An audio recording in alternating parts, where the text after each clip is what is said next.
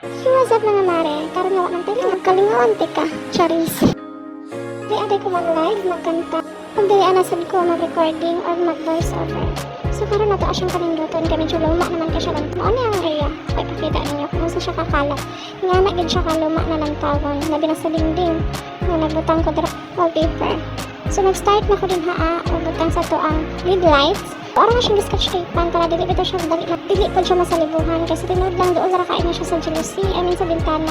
Doon ra kain na ma-inspire sa mga galang tao nga video nga maguna-una sad mo kung unsa ang inyong buhaton sa balay. Like inyong customize ang inyong room, sa inyong sala, or inyong barong kusina, nga na kung wala may lingaw. Ako man gud boring ko, sige lingkod, sige cellphone, sa mga to ako ang nahana customize ko ani. Kay diri agi ako mag-recording, diri ko mag-voice over, diri ko mag-live.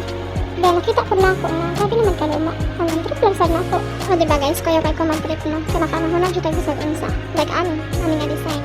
At least man lang naatay nabuhat. So tibok adlaw. Wow! Alam nyo, Real Talk, para to sa mga kamag-anak nating dinadown tayo. Ang dami nating mga kamag-anak na mabait sa atin kapag kaharap, pero kapag sa ibang tao, kinakwento tayo ng palihim. Sa mga kamag-anak pa natin, maririnig yung mga masasakit na salita.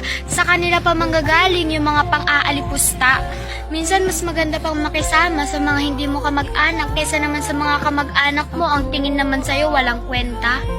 Walang mapapala, walang mararating, walang ibubuga.